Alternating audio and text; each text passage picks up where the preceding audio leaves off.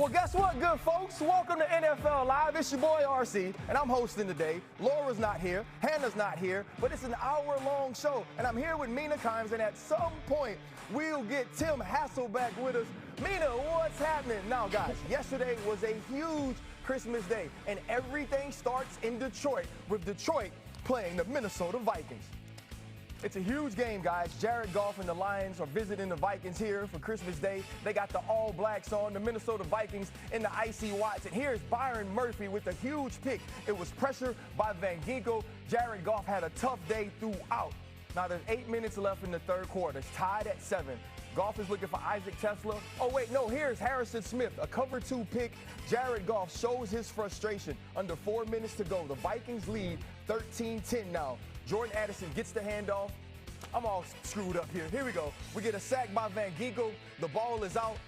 Jared Goff having a tough day the entire time. Dan Campbell takes off the glasses. He's frustrated dealing with all that's going on. And the Minnesota Vikings were struggling the entire day on offense. And here is Jordan Addison after a touchback, a 65-yard carry, and watch him dive into the end zone, getting the football over the pylon. The Detroit Lions here now trying to mount a comeback, down 23-10. Goff takes the snap, he fumbles it. Van Ginkel again rolls over Jared Goff. Jared Goff having a miserable day. The Detroit Lions now eliminated from contention in the NFC. Now we're going to hear it from Dan Campbell. Losing is very disappointing. Losing. I hate losing. They hate losing. We do. But look, I mean, some of these things that come up, the effort's there. It's just, boy, we are not, we're just a little off here, and it's costing us significantly, and we just, there again, too many turnovers. That's what really got us, man. Just couldn't overcome it.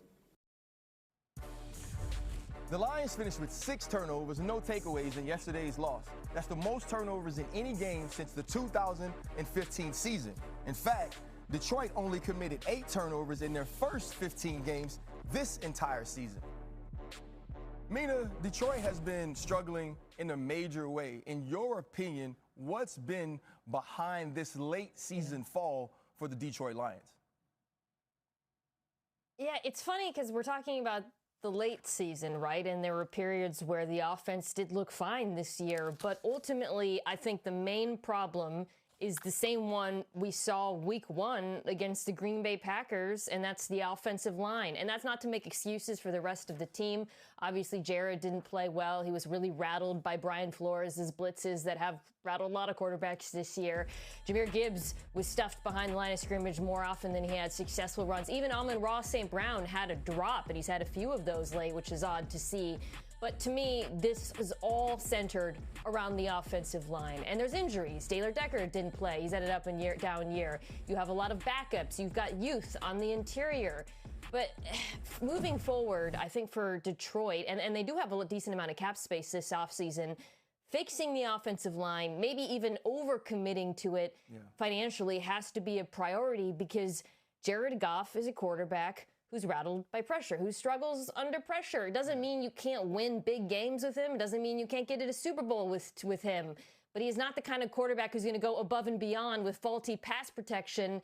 And this season, to me, was a case study in exactly that. Yeah, absolutely. And we've talked this entire season about the way pressure has affected Jared Goff. And we thought early on it was all about the interior pressure. But here we're going to see versus the Minnesota Vikings, which was a team under Ben Johnson that they handled the pressure well against Brian Flores' defense. It didn't happen that way yesterday. Now we're going to see the Byron Murphy interception, and they're going to start out in what looks like a cover 3 look. But there's also a ton of people who are lined up in the line of scrimmage that you're going to get pressure from. Now, we're going to see Van Ginkel, who eventually gets the pressure on Jared Goff to force the errant throw. What's also going to happen is it's going to seem like an all-out blitz because they're going to add Cashman at the initial onset of the snap. But then he will float out here to the middle, and they'll go here, and here, which actually ends up in a cover 0 with a cover 3 sort of look. Now, as we watch it play out here, you're going to see Cashman